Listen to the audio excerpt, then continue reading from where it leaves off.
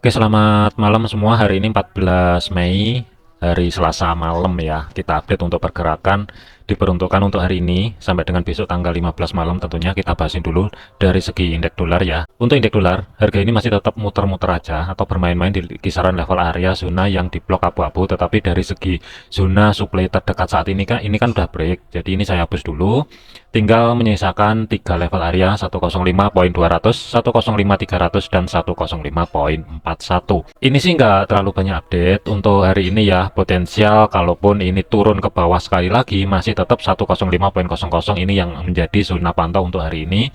Tetapi kalau misalkan harga keangkat ke atas itu 105.600, mungkin itu nanti triggernya waktu FOMC ya. Pernyataan daripada Powell itu mungkin akan menjadi triggernya untuk ngedorong apakah indeks dolar ini akan melanjutkan penguatan atau justru berbalik arah terlebih dahulu pelemahan ke 105.00. Dari segi time frame 1 ini pun juga terjadi bearish engulfing, tetapi candle ini masih belum valid ya. Coba tunggu aja nanti kurang lebih di sekitaran jam 8 malam. Kalau harga ini masih tetap belum mampu keluar dari level area 105.200, ini sedikit lebih hati-hati. Selanjutnya adalah untuk gold. Kita bahasin dulu dari segi time frame M15-nya. Untuk scalping, ancang-ancang cari setup buy kemarin ya, yang ada entry di atasnya 2335. Harusnya ada keluar ya, karena targetnya terdekat kemarin tuh jangan jauh-jauh terlebih dahulu di kisaran di antara 2346 sampai dengan 2352. Dan pergerakan ini sudah menyentuh di level area tersebut. Harga ini mampu keluar ataupun reject di zona supply sebagai batasan resisten untuk saat ini adalah 2346. Untuk malam ini masih belum jelas akankah pergerakan ini lanjut turun atau lanjut naik, ini masih belum jelas. Tetapi kalau kita lihatin dari segi time frame M15 di sini juga ada zona demand terdekat, tapi ini kan mepet. Jadi ini saya nggak mau tandain dulu. Fokusnya masih tetap kalau kita lihatin dari segi time frame 1, ini mungkin sedikit lebih jelas. Zona pantau itu masih tetap berada di 2335 sampai dengan batasan terbawah 2329. Selama level area tersebut ini bertahan, mungkin ini untuk gold ya sampai dengan menjelang nanti sebelum pernyataan daripada Powell ini mungkin akan kejebak di antara dua level 2335 sampai dengan 2346. Kemudian kalau misalkan hari ini terjadi penguatan untuk gold, ini fokusnya adalah batasan atas kurang lebih di sekitaran zona yang di blok biru ini saya perkecil dulu. Kemudian ada satu level lagi yang mesti saya tarik, Fibo Custom untuk daily atau garis putus-putus ini sebagai zona pantau untuk hari ini ya. Kita lihatin dulu nanti level-levelnya, batasan atas atau bawah itu nanti biar lebih kelihatan. Kalau kita lihatin dari segi Fibo Custom untuk daily tadi ya, kita perbesar dari segi time frame satunya. Resisten pertama daily itu kurang lebih berada di kisaran 2359. Resisten pertama weekly itu berada di 2364. Jadi ini ada dua level area yang menumpuk di antara 2359 sampai dengan 2364. Ini mungkin bisa dijadikan acuan kalau misalkan pergerakan ke atas ini dari segi time frame 1. Kalau misalkan zona tengah ini kan juga ada zona pivot ya, 2348 ini adalah zona pivot daily. Saya hapus dulu untuk blok hijaunya. Kemudian di antara 2344 sampai dengan 2346 ini saya ganti ya warnanya sebagai warna biru ya. Karena ini zona tengah untuk daily atau pivotnya 2348 untuk saat ini berfungsi sebagai level area resisten tentunya ya.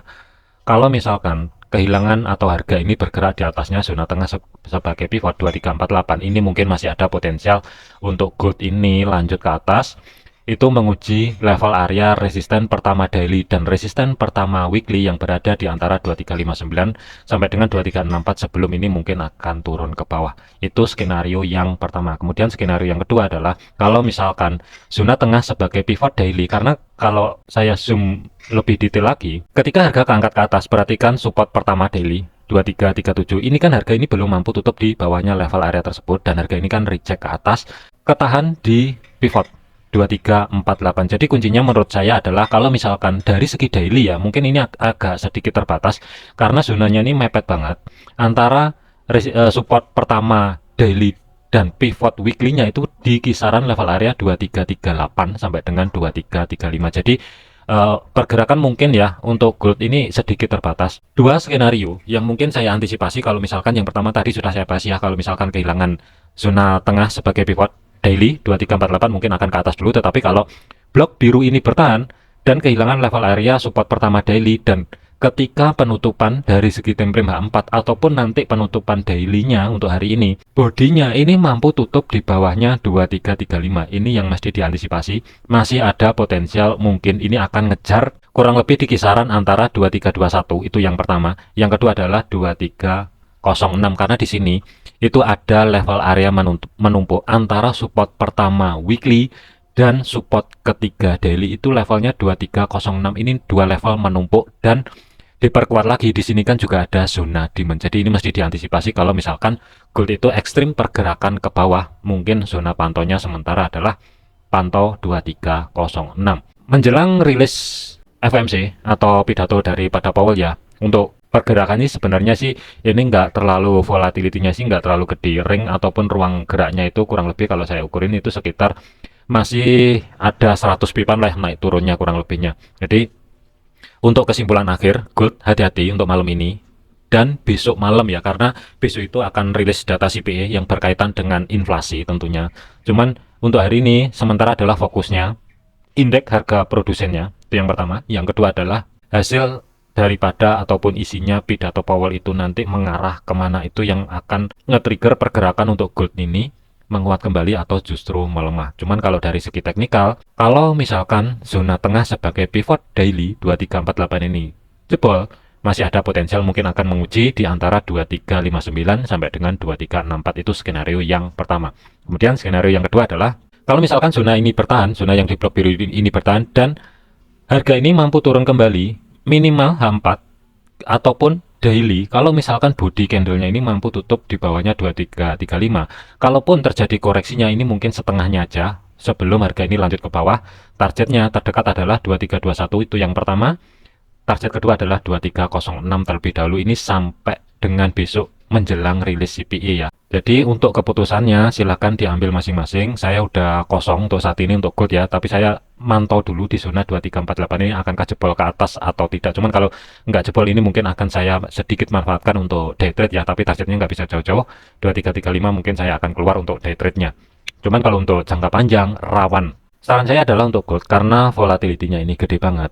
Hati-hati untuk teman-teman yang naruh stop loss 100 pip ya, karena pergerakan dalam satu hari itu gold itu bisa mencapai antara 250 pip sampai dengan 400 pip. Jadi hati-hati kalau misalkan kebesaran pakai lot ataupun akun standar ya, saran saya adalah pecah di akun sen, karena pembagiannya adalah satu lot di akun sen itu sama dengan 0,01 di akun standar. Jadi kalau misalkan satu lotnya di akun sen itu kita pecah lagi setengahnya, sama dengan kita entry di akun standar itu adalah 0,005. Jadi nggak ada 0,01 lot ya. Jadi lebih minim untuk nekan resikonya.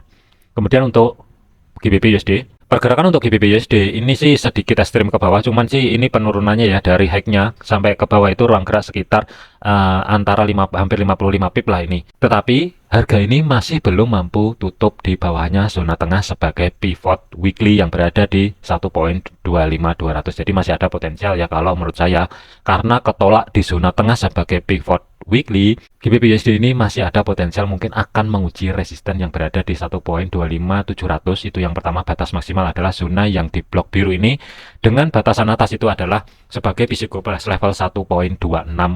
Nanti kita liatin proyeksinya itu akankah 1.2600 ini mampu menahan pergerakan ketika keangkat ke atas atau tidak. Cuman kalau menurut saya, selama level area psikopath level 1.2600 ini tidak di-break ke atas, masih ada potensial untuk GBP USD ini melanjutkan perjalanan ataupun turun ya menuju 1.2500. Itu yang pertama. Yang kedua adalah 1.24700-an, kurang lebih di kisaran level area tersebut.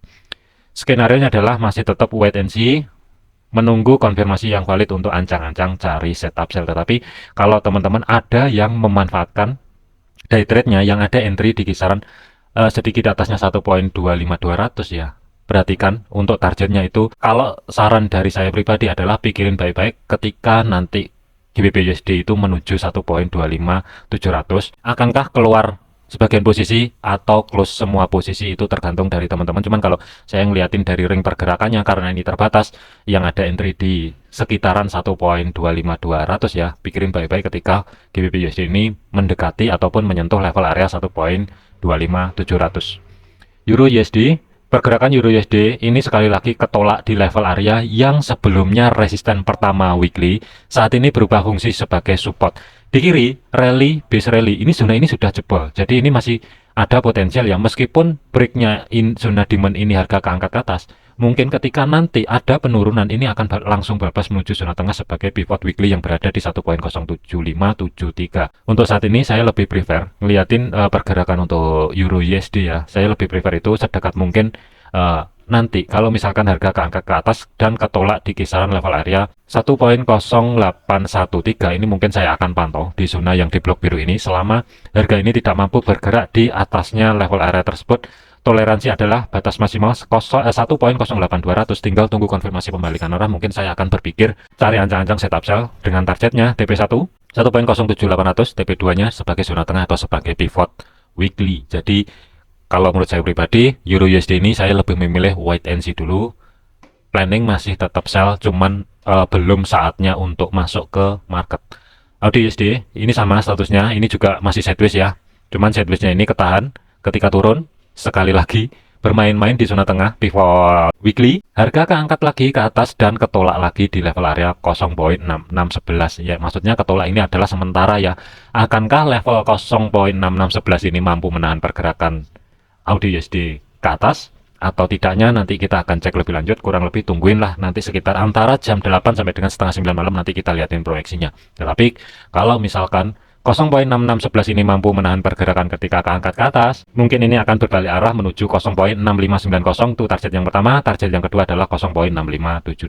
Tetapi kalau kehilangan level area resisten, mungkin akan sekali lagi untuk Audi USD ini mungkin akan menguji ataupun retest ya yang kedua kalinya di resisten pertama weekly yang berada di 0.66300-an, baru mungkin di sini nanti akan ada reaksi. Kesimpulannya, Audi USD saya lebih memilih netral dulu. Saya akan pantau dulu di kisaran 2 jam ke depan saat video ini dibuat ya, nanti untuk mengambil langkah ataupun keputusannya baik buy ataupun sell. Mungkin saya akan coba tunggu dulu sampai dengan nanti malam, kurang lebih 2 jam dari saat video ini dibuat. USD CAD zona supply yang di blok hijau tetap bertahan, jadi ini enggak banyak update.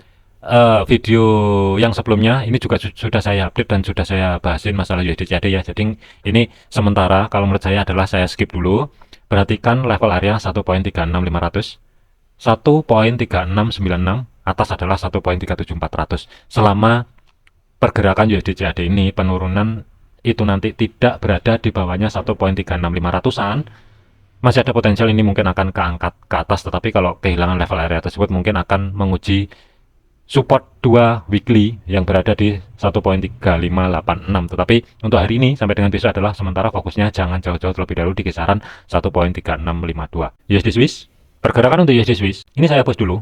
Ini sih sebenarnya sesuai yang diantisipasi ya, ini saya hapus dulu. Ketika harga keangkat ke atas, perhatikan level area Fibo Custom yang saya tarik 0.9088. Harga keangkat ke atas kurang lebih ya, 1 kali, 2 kali, kurang lebih di sini. Harga ini ke-reject dan turun ke bawah menguji kurang lebih di kisaran zona demand atau level area antara 0.9075 sampai dengan 0.9072, kurang lebih di kisaran level area tersebut. Zona tengah atau sebagai pivot weekly itu berada di 0.9067. Kesimpulannya adalah mungkin ini tinggal nunggu satu kondisi aja. Akankah zona demand ini mampu menahan pergerakan ketika turun ke bawah atau tidak? Itu yang pertama. Yang kedua adalah batasan zona pantau untuk ancang-ancang cari setup buy adalah ketika pergerakan harga ini tidak mampu bergerak di bawahnya pivot weekly yang berada di 0.9067. Tinggal satu kondisi, cari konfirmasi pembalikan arah, keluar ataupun bergerak di atas zona yang di blok oranye ini, baru mungkin masuk ke market. Ini tentunya sih oke, tetapi ini tidak diperuntukkan sekarang ya, karena ini masih belum valid.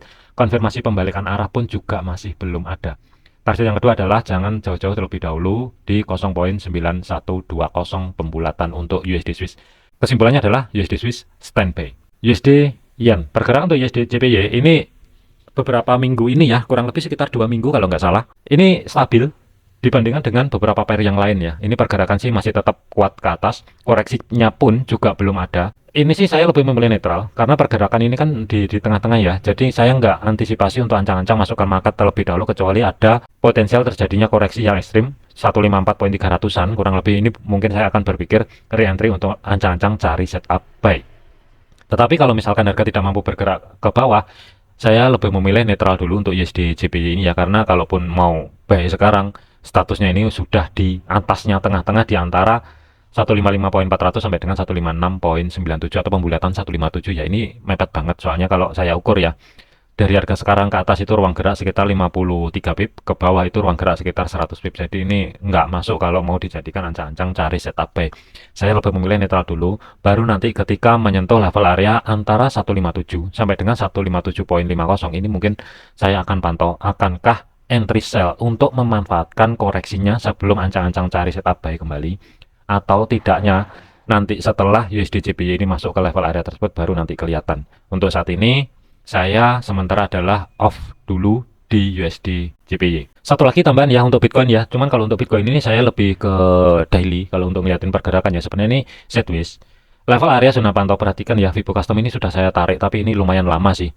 Ketika harga bergerak ke atas zona tengah atau sebagai pivot itu kan berada di 65900 pembulatan ya, kurang lebih. Terus kemudian support pertama itu kan di 61368 kurang lebihnya, dan harga ketika menyentuh level area tersebut atau zona yang saya blok ini ya, zona yang saya blok biru ini beberapa kali dari kiri pun ya, turun ke bawah ke reject, turun pertama, turun kedua reject, penurunan ketiga kali reject, penurunan keempat kali ini mampu jebol ya. Cuman harga ini tidak mampu mempertahankan jangka panjang ya, dan dengan cepat itu balik ke atas di sebagai zona tengah atau sebagai pivotnya yang berada di 65928 kurang lebih. Untuk saat ini harga ini masih tetap bermain-main. Range areanya itu mungkin kelihatan sideways-nya itu di kisaran 60.500-an. Itu zona bawah, zona atas itu kurang lebih di kisaran zona tengah sebagai pivot itu berada di 66.000 pembulatan ya. Jadi ini lebih mengarah ke sideways, cuman ini kalau saya gambar ya, saya pakai channelnya, ini sedikit sideways-nya itu lebih mengarah ke down. Jadi ini waspada, hati-hati. Kuncinya adalah kalau misalkan batasan terbawah Bitcoin ini dalam jangka waktu kurang lebih antara 2 minggu sampai dengan 1 bulan ke depan, kalau misalkan kehilangan level area 56.000, hati-hati, masih ada potensial karena overnya sebagai R3 dan R4 itu berada di harga 47.900 sampai dengan 44.400. Masih ada potensial Bitcoin ini terkoreksi sedikit dalam sebelum harga ini bergerak ke atas di atasnya 75.000. Itu kalau gambaran saya pribadi, jika zona tengah 56.000 ini tidak mampu menahan pergerakan ketika nanti turun ke bawah. Tetapi kalau harga ini nanti ya bergerak di atas, perhatikan zona yang di blok di sini sebagai zona tengah atau pivotnya kan berada di 65.900 ya. Kalau mampu harga bergerak ke atas, range-nya pun terbatas. Resisten itu berada di 67.900, resisten kedua itu berada di 70.500 pembulatan. Jadi ini kalaupun harga keangkat ke atas, ini resisten itu banyak banget. Untuk batasan-batasan dari segi time frame daily ataupun H4 ya, ini mungkin kelihatannya ini banyak banget resisten di atas. Jadi ini mungkin kalau Bitcoin ini bergerak ke atas, ini mungkin nggak jauh di kisaran kurang lebih di bawahnya 70.000. Jadi kalau untuk Bitcoin, untuk investasi jangka panjang, saya lebih memilih netral dulu. Saya nggak ada entry posisi apapun kecuali Bitcoin sudah terkoreksi dan itu valid baru masuk ke market. Cuman kalau mau buy sekarang, menurut saya area di sini adalah area pucuk. Jadi ini adalah kalau menurut saya ya area mahal untuk masuk ke market Bitcoin. Saya lebih menunggu harga Bitcoin murah dulu, baru nanti beli. Untuk hold jangka panjang sih tentunya nggak masalah. Oke, mungkin itu aja gambaran saya dari beberapa pair untuk hari ini. Sampai dengan besok tanggal 15 ya. Stay safe, jangan overload, jangan overtrade. Jadikan video ini sebagai referensi, jangan dijadikan sebagai patokan. Segala keputusan risiko ditanggung masing-masing. Sekian, terima kasih, sampai jumpa di video selanjutnya.